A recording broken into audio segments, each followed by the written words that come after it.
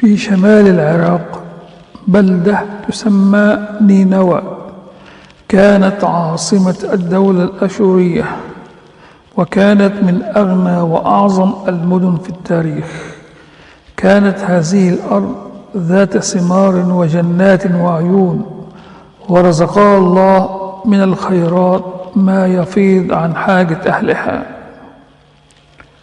بصراحة حاجة كده باختصار، من كتر عظمتها مش هيجي زيها تاني.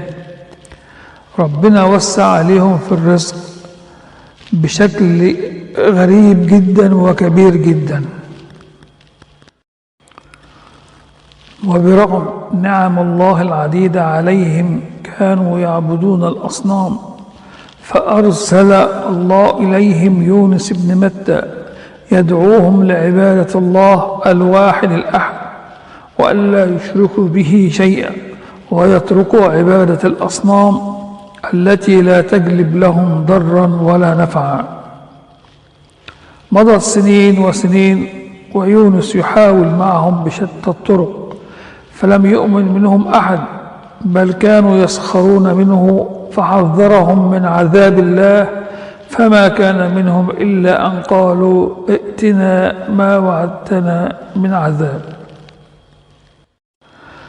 هنا غضب عليهم يونس غضبا شديدا، وتوعدهم ب3 أيام ثم ينزل بهم العذاب، وتركهم ومشى يائسا منهم دون أن يفكر للحظة أن هناك رب رؤوف رحيم ممكن أن يهديهم إلى الإيمان.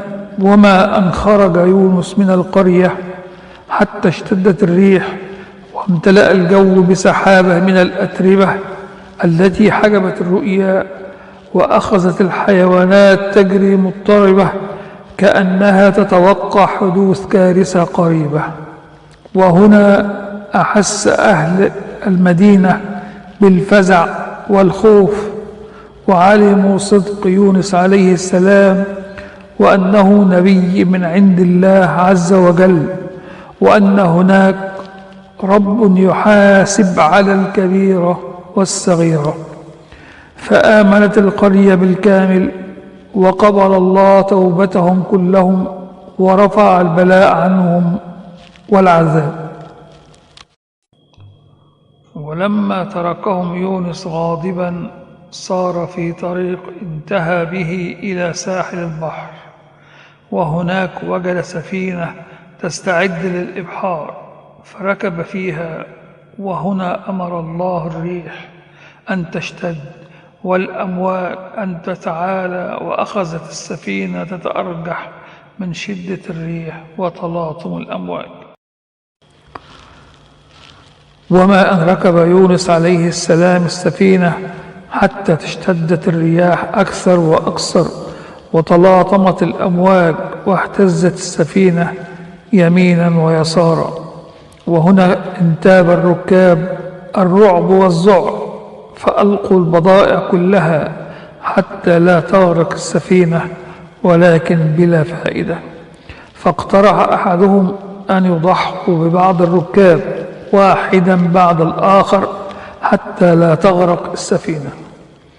وبدأ إجراء القرعة، فوقعت على يونس عليه السلام، ولكن نظروا إليه فوجدوا عليه سمات الصلاح والطيبة، فقرروا أن يعيدوا القرعة مرة ثانية وثالثة، وفي كل مرة تقع القرعة على يونس عليه السلام، فقرروا أن يلقوا به في البحر. وهنا هدأت الأمواج.